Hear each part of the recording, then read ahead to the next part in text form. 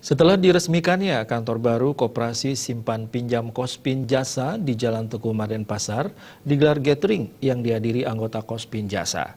Kedepannya Kospin Jasa akan senantiasa memberikan pelayanan secara prima demi memajukan perekonomian masyarakat. Koperasi Simpan Pinjam Kospin Jasa menggelar gathering bersama seluruh pengurus dan anggota Kospin Jasa. Gathering dilaksanakan setelah diresmikannya kantor baru yang beralamat di Jalan Teguh Umar Denpasar. Sampai saat ini Kospin Jasa telah memiliki 4 kantor di Bali. Kegiatan ini dihadiri oleh Menteri Koperasi dan Usaha Kecil dan Menengah Republik Indonesia, Ana Agung Gede Ngurah Puspayoga. Ana Agung Gede Ngurah Puspayoga sangat mengapresiasi keberadaan Kospin Jasa karena telah berpartisipasi dalam memajukan pengusaha Bali melalui pinjaman yang telah diberikan. Kedepannya Kospin Jasa diharapkan mampu go internasional. Jadi Kospin Jasa itu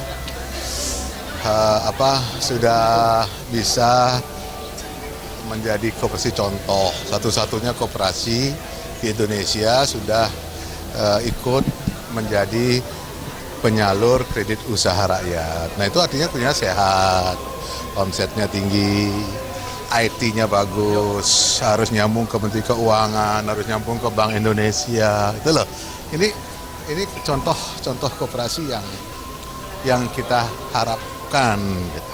Dan buka cabang di Bali, ngimpun uang tabungan 66 miliar, kemudian disalurkan di Bali 500 miliar lebih.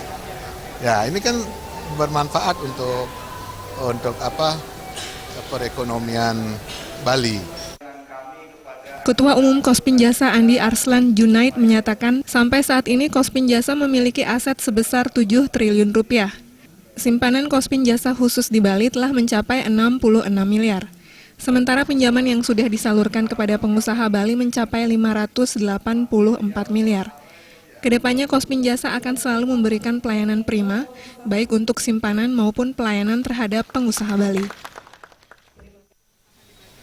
Khusus Bali sendiri, dari seluruh kantor kita baru terhimpun 66 miliar untuk simpanan. Sementara pinjaman yang kita berikan di Bali jumlahnya 584 miliar per Desember 2016.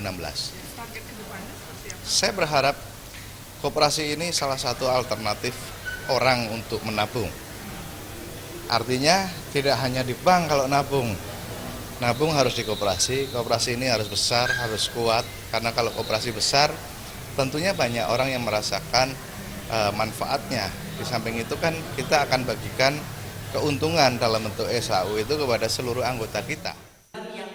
Gathering diakhiri dengan pengundian tabungan safari dan pundi arta dengan berbagai hadiah menarik.